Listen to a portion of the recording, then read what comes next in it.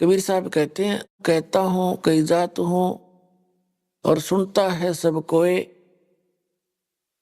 और सुमन से भला होगा ना तो भला नहीं होए, यानी सुमरण तय मोक्ष होगा। और सुमरण इतना गजब का आपको दे दिया गया है कि एक श्वास की कीमत जैसे बताई थी, आपको बहुत बार बताई है कि 14 लोक ब्रह्मा विष्णु महेश के लोक, और ये 14 लोक एक साइड में रख दे एक तराजू के पलड़े में, और एक तरफ पासंग रख दे पृथ्वी पूरी, इसका शासन, और स्वर्ग लोक और साथ में पाताल लोक तो एक तरफ रख दे वैसे। और एक श्वास के सिमरण का सतनाम के सिमरण की इतनी कीमत है।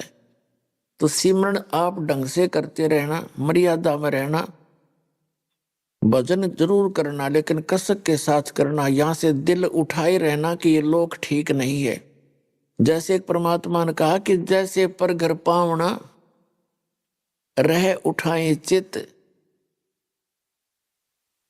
जिस प्रकार किसी दूसरे घर में कोई मेहमान गया हुआ हो और वहां उसकी कितनी आओ भगत हो रही हो, कितना रिस्पेक्ट हो रहा हो, एक दिन के बाद उसकी चिंता अपने घर की हो जाती है। उसको पता होता है कि मेरा ये ठिकाना नहीं है, तो वहां वो सब कुछ सुविधाएं प्राप्त करते हुए उसके मन में रह रहकर अपने घर आने की उमंग उठती ही रहती है।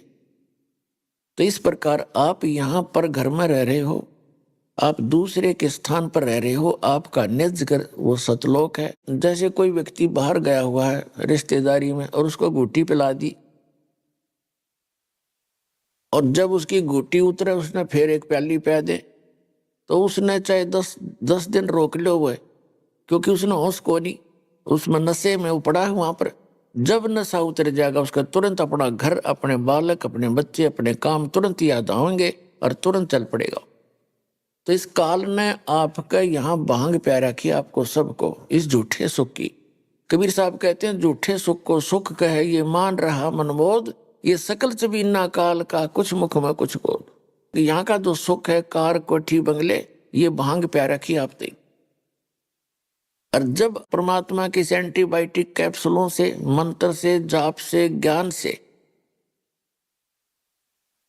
जब आपकी अभांग उतरेगी, फिर आपका चित्त उस सतलोक के अंदर ऐसे रहेगा जैसे पर घर में पावना यानी मेहमान रहता है। तो उस अतिथि के आए बिना आपकी मुक्ति नहीं होगी। तो इस ज्ञान को रह रहकर सुनना, भक्ति करते रहना। भक्ति चाहे थोड़ी बन जावे पर करे कसक के साथ करे और मर्यादा में रहता हुआ करे तो सफल होगे। भक्ति करनी अवश्य पड़ेगी।